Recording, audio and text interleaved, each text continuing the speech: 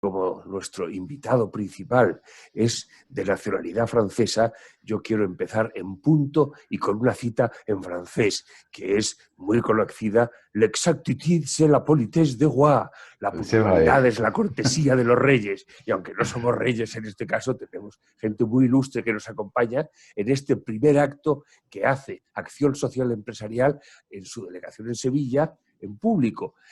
Acción Social Empresarial en Sevilla está en las manos, en las buenas y magníficas manos de Francisco Fernández Romero, Fran para los amigos, que hubiera gustado de haber podido hacer muchas más actividades a lo largo de este año si no fuera porque el COVID, esta desgracia que azota a España y a la humanidad entera, nos hubiera sobrevenido. Pero en cualquier caso, no quería dejar, Fran, que pasara este año de 2021 sin que hubiera una actividad pública de ese grupo ya nutrido de miembros de Acción Social Empresarial de ASE en Sevilla, y que se viera que el interés y el ímpetu es tener para el curso próximo, que empezará en unos días, una actividad mucho más creciente.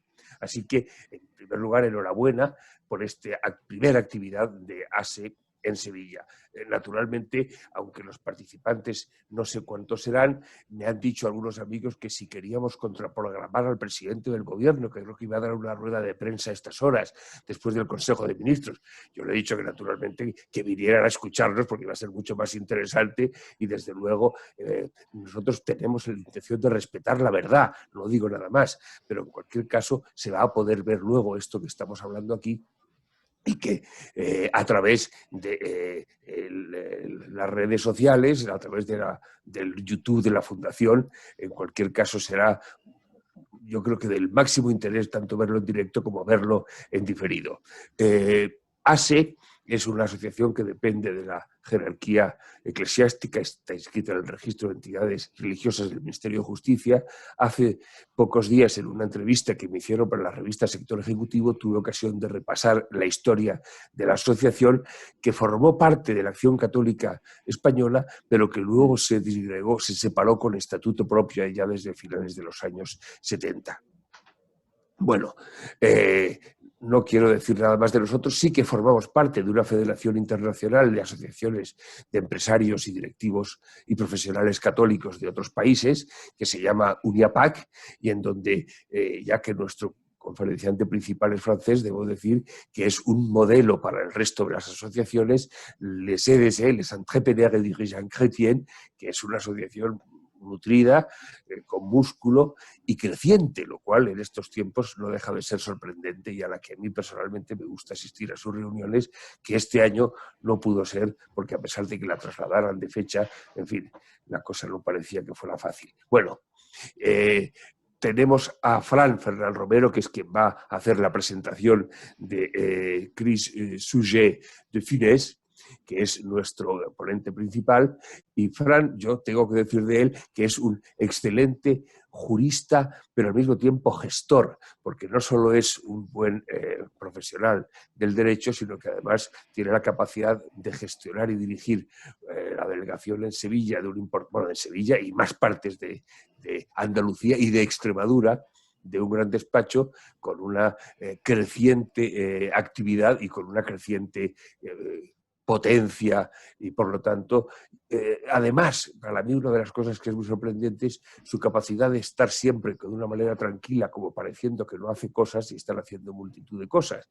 Y entre ellas, porque soy especialmente sensible a ello, todas esas iniciativas en relación con la colaboración público-privada, incluso en las actividades hasta de financiación de proyectos públicos, que a mí me parece que es algo que el futuro debe ir por allí, y que todo lo que se haga ahora, y se está haciendo mucho en Andalucía de su mano, será magnífico como ejemplo y estímulo para que en otras administraciones pueda hacerse. La doctrina social de la Iglesia pues es bastante poco conocida, y además tiene que estar y está siempre en evolución. Ya sabéis que nació con el título de aquella encíclica Rerum Novarum, las cosas nuevas, en 1891, va a hacer 130 años, pero tiene que estar cada momento adaptándose. lo está a través de los documentos del magisterio, de los documentos pontificios, y también hay que suscitar reflexiones. Y digo esto, y ya con esto termino mi intervención y presentación de este acto, porque quien ha sido vicepresidente de Acción Social Empresarial y presidente de Uniapac durante algunos años, Domingo Sugrañes, ha publicado un artículo sobre que la asociación quiere hacer una mesa redonda, a donde a lo mejor nos puede acompañar Chris Sujet, en relación con una reflexión sobre las cosas nuevas, porque las cosas nuevas ahora tienen también que ser abordadas de una manera que a lo mejor necesita de una reflexión especial y de que nosotros, los que nos sentimos católicos y lo somos y estamos en el mundo de la empresa, podamos ofrecer elementos de juicio para esa creación y mejora de la doctrina social. Pues yo, queridos amigos que nos estáis haciendo la aventura de escucharnos, los que puedan conectarse luego, os dejo en las buenas manos de Fran Fernández Romero para que dirija en continuación el acto, agradeciéndole, por supuesto, la organización con todas las dificultades de este primer acto de AS en Sevilla y, desde luego, agradeciendo y mucho la presencia de nuestro invitado, Chris Sujet, cónsul honorario de Francia en Sevilla. Así que, Fran, tienes la palabra. Muchas gracias.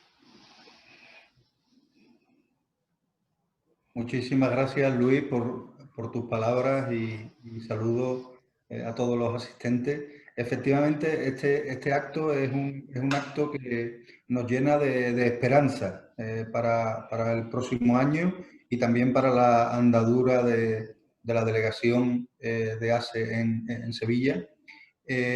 Ya seréis notificados del plan de actividades que vamos a poner en marcha y que muchas no pudieron ser iniciadas como consecuencia de la pandemia, y hoy hemos pretendido arrancar con un tema de máxima actualidad y con una persona que nos acompaña, que es Christophe Sujet, de máximo nivel, tanto institucional como personal, como en su carácter incluso de observador de la realidad empresarial y del mundo de los valores, que es algo que creo que va a ser muy interesante hoy escuchar.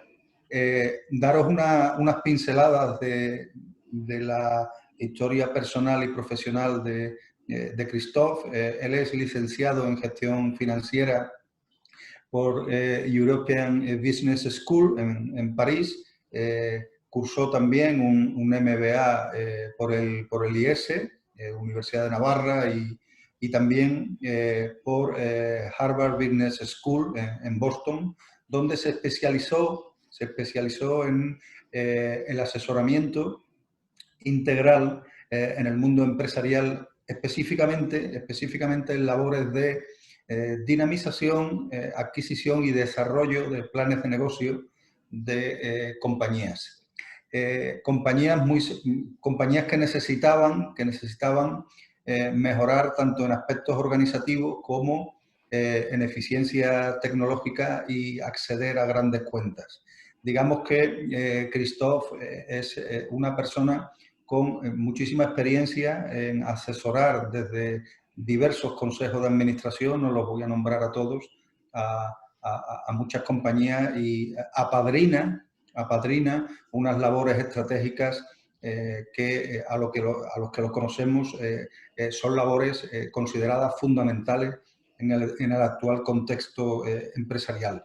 Desde septiembre del 2019 es cónsul de Francia en Sevilla, englobando también las provincias de Córdoba, Huelva y Cádiz, además de la de Sevilla. Y junto a eso también desempeña multitud de labores institucionales, como por ejemplo pues, es miembro del Consejo de Administración de la Cámara de Comercio Franco-Española desde hace 25 años, y en la actualidad es vicepresidente de esta Cámara. También es miembro del Consejo Consultivo de Cremades Calvo Sotelo en Andalucía, y desde el año 2020 está muy preocupado por ayudar a todas las empresas francesas que llegan a Andalucía. desde un punto de vista humano, deciros que está casado, tiene 3 hijos y es una persona muy renacentista, en el sentido de que tiene 5 años de clases de dirección de orquesta. La música clásica ocupa un lugar importantísimo en su historia personal y como idea de cierre de esta presentación, yo diría que es una persona de la que uno se puede fiar.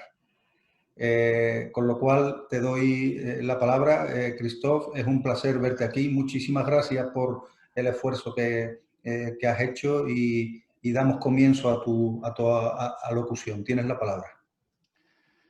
Muchísimas gracias. Hola, buenos días a todas, a todos. Quiero agradecer especialmente al presidente Luis Hernando de Larramendi su invitación, que me honra y muchísimo, además. Agradecer especialmente a Francisco Fernández Romero, delegado de ACE en Sevilla. Llevamos conociéndonos con Francisco desde hace un poco más de un año y la verdad es que nos vemos muy a menudo, casi a diario. Le veo a él, le veo sobre todo también a los componentes de su equipo. Y debo decir que desde hace 12, 13 meses pues he notado esta fraternidad, esta comprensión, esta paciencia, este apoyo que su santidad nos intenta despertar en cada uno de nosotros en esta encíclica que nos va a unir hoy. Así que muchísimas gracias, Fran, por tu invitación y por ayudarme constantemente. Ser cónsul aquí de Francia, en una zona tan importante como es España y como es Andalucía para mi país, para Francia, es un cometido pues, que te llena de alegría y te llena también de temas que gestionar, sobre todo en esta pandemia, de problemas económicos de empresas, de problemas sociales, problemas culturales, problemas de universidad que han acaecido a raíz de los intercambios universitarios. Y debo decir que si no hubiese tenido esta fecha tope de hoy para hablar de esta carta encíclica Fratelli Tutti, pues seguramente lo hubiese pospuesto mi análisis y mi reflexión personal, con lo cual también muy egoístamente agradezco enormemente a la ACE, Acción Social Empresarial, el haberme convocado y haberme invitado hoy para mi propio desarrollo personal. Lo que voy a contar a continuación es, lógicamente, fruto de una reflexión personal o reflexión en grupo con amigos míos, como mi gran amigo David Pérez. Debo decir que no represento ningún discurso institucional ni de la Agencia Consular de Francia en Sevilla, ni de la Embajada de Francia en España, ni de la Cámara de Comercio. Con lo cual, voy con vuestro permiso, a compartir unas pequeñas infografías que se han preparado para ayudarnos a seguir estos 20 minutos, 25 minutos de ideas que he podido reseñar en ellas. Y agradecería mucho la confirmación de que se ve bien esta pantalla que tienen, Fratelli Tutti. Muy bien, pues vamos a hablar de este enfoque social. Vamos a hablar de la carta encíclica Fratelli Tutti, un corazón abierto, un albergue de fraternidad, en la cual en sus distintos capítulos el Santo Padre nos brinda abundantes claves para intentar recuperar aquello que se asienta sobre lo inalterable, la inalterable dignidad humana, que es nuestra sociabilidad y nuestros deseos de buscar lo mejor en lo común, en lo que nos pueda llegar a unir a todos nosotros. En esta nueva encíclica, que se firmó hace no mucho, el 3 de octubre de 2020, en Asís, que de hecho recoge su título de las admoniciones de San Francisco de Asís, todos hermanos, todos hermanas, vamos a encontrar una llamada muy fuerte, reconocimiento mutuo como hijos de Dios, y un emplazamiento que además se hace muy urgente a la fraternidad y a la amistad social como medios de reconstrucción de un mundo que su santidad considera como muy herido. Yo recuerdo cuando estudiaba en Boston que nos presentaron una encuesta donde se preguntaban a distintos colectivos de quiénes dependía su futuro, que si de ellos o si dependía de los gobernantes. Pues 3 de cada 4 norteamericanos respondían que su futuro dependía lógicamente de ellos mismos y que solo uno decía que pues su futuro iba a depender del titular de la Casa Blanca. Cuando se preguntaba lo mismo a los europeos, ya no estábamos en 3 de cada 4, sino en 2 de cada 4. Y cuando se preguntaban eso mismo a los franceses, ya bajaba el índice de responsabilidad sobre cualquier situación ya al 1 de cada 4. Quiere decir que solo un francés de cada 4 entendía que su futuro iba a depender de él. Y en cambio 3 abogaban por una responsabilidad colectiva en manos ajenas. Bueno, pues es bastante infantil, como reconoce Francisco, es infantil esperar que los que nos gobiernan nos arreglen todo. Cada uno de nosotros goza de un espacio de corresponsabilidad que es evidente y que es capaz de iniciar, cada uno podemos iniciar y generar unos procesos y unas transformaciones, siendo lógicamente una de las principales la que está en manos de los empresarios. El Papa define y exalta la fraternidad en esta carta encíclica como un valor y un elemento ordenador de las sociedades, de las naciones y de la convivencia mundial.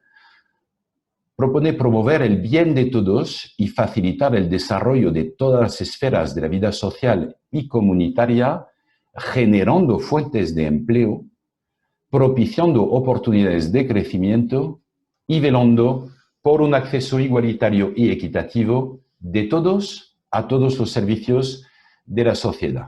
En este pequeño resumen que me he permitido hacer antes de detallar más adelante cada uno de los capítulos que vamos a encontrar en esta carta encíclica, ya vemos que para Francisco la economía está también en el centro de sus pensamientos. Habla de generación de fuentes de empleo, de oportunidad de crecimiento como sociedad, que lógicamente se apoya, entre otros muchos valores, en lo que es el crecimiento de la economía. Entonces, claro, también lo critica mucho, y critica esto en un primer capítulo que veremos después, que es de hecho bastante duro de leer para quienes hemos vivido estos 20, 30, 40 años de vida económica, donde denuncia la fe ciega en el mercado. Francisco sostiene que es, y cito, es imperiosa una política económica activa orientada a promover una economía que favorezca la diversidad productiva y la creatividad empresarial, para que podamos o se pueda acrecentar los puestos de trabajo en lugar de reducirlos. Denuncia también los estragos que causa la especulación financiera con la ganancia fácil como fin fundamental. Y eso, la verdad, es que me conmovió esta lectura de esta parte, porque yo empecé a trabajar en banca, empecé a trabajar en una sala de mercados de uno de los principales bancos del mundo, donde gestionábamos la tesorería del banco, y la verdad es que las decisiones que no tomábamos con 23, 24 años, sin experiencia ninguna, sin conocer el mundo que nos rodeaba, carecía completamente de las consecuencias que podían tener esas decisiones sobre la gente. O sea, buscábamos lógicamente el máximo beneficio para nuestro banco, pero muy a mi pesar, nunca tomábamos el criterio valor humano dentro de estas decisiones. Y esto es un claro error que personalmente veo como una cosa lógicamente mejorable, ¿no? Francisco también hace referencia en la falta de confianza que puede tener uno respecto del mercado, hablando o haciendo referencia a la pandemia. Es decir, él dice la fragilidad de los sistemas mundiales frente a las pandemias ha evidenciado que no todo se resuelve con la libertad de mercado y que además de rehabilitar una sana política que no esté sometida al dictado de las finanzas, tenemos que volver a llevar la dignidad humana al centro y que sobre ese pilar se construyan las estructuras sociales alternativas que necesitamos. Bien, pues como empresarios, ahora nos toca actuar, o actuar aún más que lo que hemos podido hacer o que hemos podido reconocer que no habíamos hecho del todo bien, ¿no? En este sentido, esta encíclica nos ayuda enormemente, es un testamento del pensamiento social del Papa Francisco, porque en ella se ven explícitas y claras unas ideas muy valiosas sobre los grandes temas sociales del mundo actual. En ella el Papa nos invita a conjugar el amor a la propia patria con la capacidad de crear las bases profundas de la amistad social y de dilatarse hacia la comunión universal. Voy a añadir un punto que creo muy relevante en este momento, que es en alguno, y de hecho reitera varias veces este análisis, que son los movimientos nacionalistas cerrados, exasperados y agresivos. Es decir, cómo conjugar el amor a la propia patria mientras estamos con movimientos nacionalistas y cerrados que nos invaden. Señala que el desprecio de los débiles puede esconderse en formas populistas que los utilizan demagógicamente para sus propios fines. Francisco también diferencia popular de populista, lamenta que la palabra populista se haya convertido en una de las polaridades de la sociedad dividida y que se pretenda, por mucha desgracia, clasificar a todas las personas, las agrupaciones, las sociedades, los gobiernos a partir de una división muy binaria, ¿no? Que es o sea es populista o sea es no populista. Ya no es posible que alguien opine sobre cualquier tema sin que se intenten clasificarlo en uno de esos dos polos, dice el Papa. De hecho, es algo que él mismo ha sido víctima. También reconoce que hay líderes populares capaces de interpretar el sentir de un pueblo, su dinámica cultural, las grandes tendencias de una sociedad, y se lee que los servicios o el servicio que prestan estas personas, esos líderes, aglutinando, conduciendo, puede ser la base para un proyecto duradero de transformación y de crecimiento. En el primer capítulo, ya para ayudarnos a sacar cada uno de nosotros nuestras propias conclusiones como empresarios, viene un capítulo bastante demoledor, muy difícil de leer para más de una persona, que son las sombras de un mundo cerrado. En este capítulo, que es el capítulo de introducción, el Papa nos habla de los peligros o las sombras de un mundo cerrado y de las consecuencias paradójicas de la sociedad actual.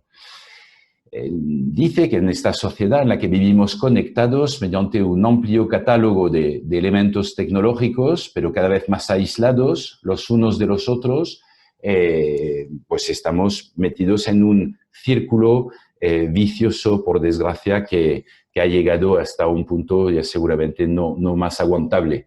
De hecho, el Sumo Pontífice lamenta que la crisis financiera de 2007, de 2008, no haya sido la ocasión para el desarrollo de una nueva economía más atenta a los principios éticos y para una nueva regulación de la actividad financiera especulativa y de la riqueza meramente ficticia. Por el contrario, hubo una orientación hacia más individualismos, más desintegración, más libertad para los verdaderos poderosos, como cito, que siempre encuentran la manera de salir indemnes. En el segundo capítulo, Un extraño en el camino, el Papa retoma la parábola del buen samaritano para profundizar sobre el sentido del prójimo y para invitarnos a ser nosotros cercanos a todos los que nos rodean, sin importarnos la procedencia del otro o su ideología, sino solo su dignidad como personas. En este capítulo, la reflexión se considera como el núcleo teológico de la encíclica. Posteriormente, en el tercer capítulo, Francisco, un tercer capítulo llamado Pensar y gestar un mundo abierto, Francisco nos invita a pensar en un mundo abierto hecho para el amor, un mundo que está más allá de nuestra lógica actual. Un amor sin fronteras que encuentra cabida en la amistad social y que trasciende diferencias y proyectos políticos para centrarse en la común dignidad de todas las personas. Ya con este desarrollo, mediante esta rápida síntesis de este capítulo, que es muy denso en reflexiones, en conclusiones, ya podemos vislumbrar el enfoque que como empresarios al que podemos empezar a dirigir, que es al final señalar que la fraternidad universal es posible, pero que requiere decisión, requiere capacidad para encontrar caminos eficaces que la hagan realidad. El aislacionismo, el nacionalismo, una economía global que tan solo promueve intereses individuales, la pérdida del sentido de la historia, el consumo ilimitado, el despilfarro, la cultura del descarte, el aborto, la eutanasia, el abandono de las personas mayores, la discriminación contra la mujer, la esclavitud y la falta de preocupación por el medio ambiente dificultan esta fraternidad universal. Van a ser trabas que nos vamos a encontrar en un camino que ha empezado ya desde hace mucho. Hay un reconocimiento básico que es esencial para caminar hacia la amistad social y la fraternidad universal, que nos puede ayudar mucho desde nuestras empresas, de cara a nuestros colaboradores, a los clientes, a los proveedores, es percibir cuánto vale un ser humano, cuánto vale una persona siempre en cualquier circunstancia. En el cuarto capítulo, llamado Un corazón abierto al mundo entero, el Papa nos exhorta a tener un corazón especialmente predispuesto favorablemente ante el conflicto migratorio y ante la crisis humanitarias de quienes tienen que salir de sus lugares de origen y que se enfrentan al difícil proceso de aceptación y de acogida en otros países. Este corazón es el que debe favorecer los procesos de acogida, de promoción, de protección, de integración de los migrantes refugiados según el valiente acto de nuestra gratuidad.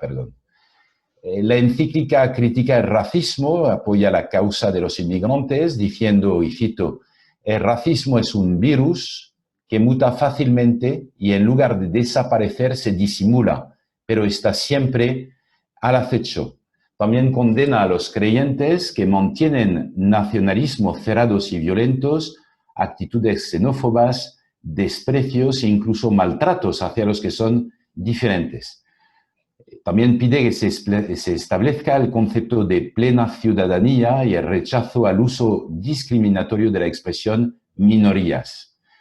De hecho, yo soy inmigrante en España, llevo ya 33 años aquí, llegué en una época en la que pues, ser francés no generaba automáticamente en los años 80 muestras de amistad. Ahora la amistad franco-española está en lo más alto que podíamos esperar, con más de 93% de aprecio mutuo y de valoración positiva o muy positiva, pero siempre no ha sido así y por desgracia de esta época también aprendí bastante. En el quinto capítulo, La mejor política, el Papa nos invita a entender la política como amistad social, como un ejercicio del poder público sano e iluminado por la caridad, como un ejercicio que sea capaz de incluir a todos, más allá de los estándares de la eficacia, como una práctica que permita lazos de fraternidad más sólidos entre todos. El Papa en este capítulo alude también a la dificultad de muchos políticos para inscribir sus ambiciones particulares en un proyecto de largo plazo y de amplitud.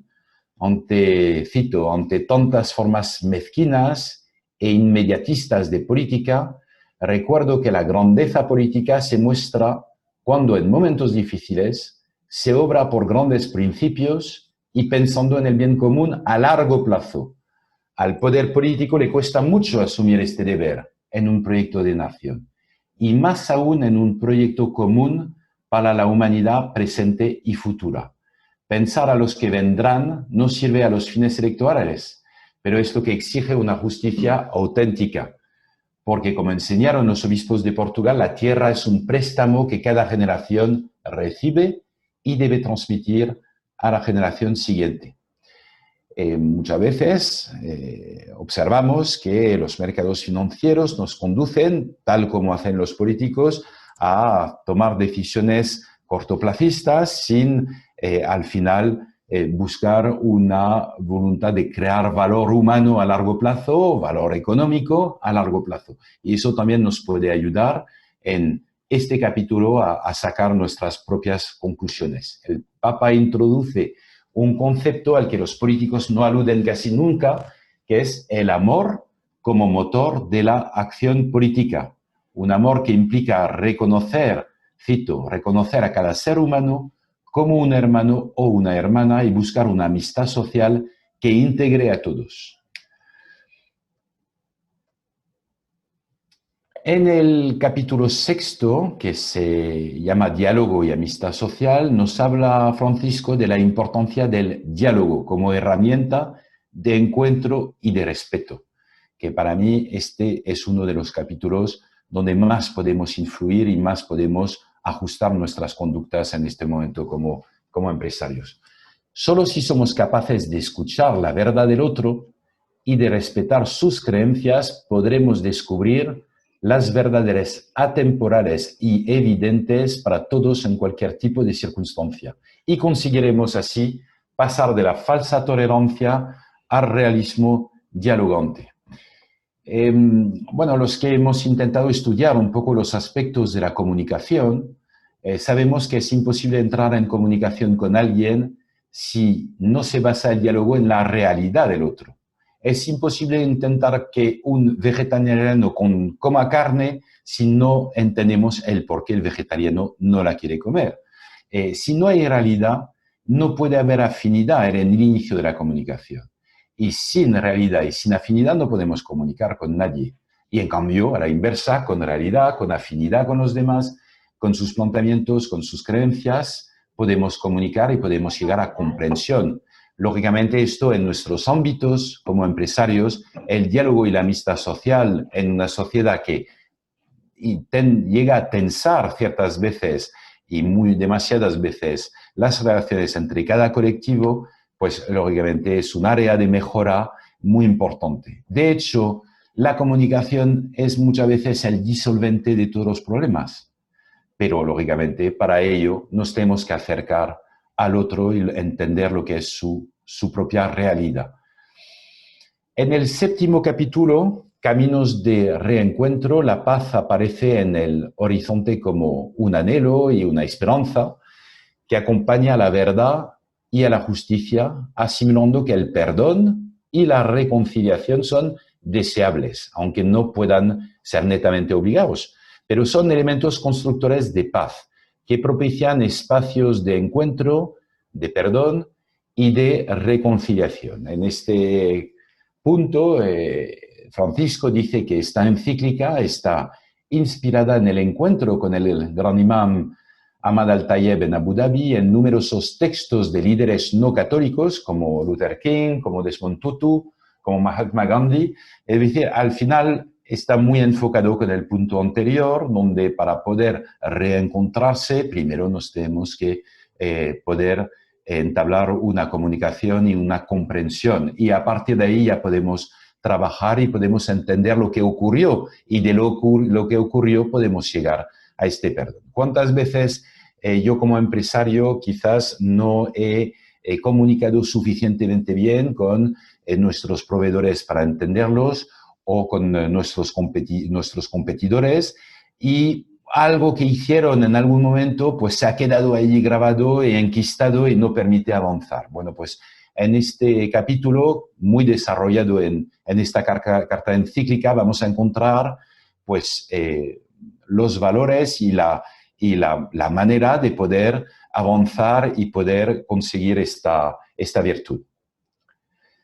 Finalmente, en el capítulo siguiente, que se llama Las religiones al servicio de la fraternidad, el Papa nos convoca a un diálogo interreligioso y recuerda la común misión que tienen todas las religiones, que es la paz y que es la fraternidad, que destierran al final la violencia y el terrorismo religioso. En este momento eso es un punto complicado para mi país y que está especialmente atacado por unos fanatismos y desde luego este enfoque y este recordatorio, más que este enfoque de Francisco, nos debe de recordar que,